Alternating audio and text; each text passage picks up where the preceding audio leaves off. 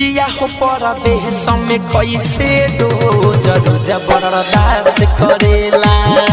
सैया हो परदेश में कैसे रोज रोज बर्दाश्त करेला।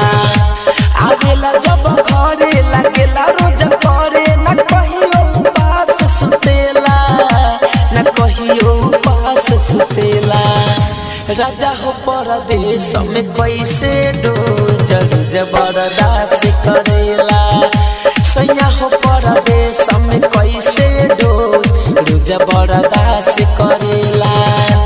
आवेला जब घरे लागेला तू करे न कहियो पास सुतेला। पिया हो परदेश में कैसे रोज रोज बर्दाश्त करेला। पिया हो परदेश में कैसे रोज रोज बर्दाश्त करेला।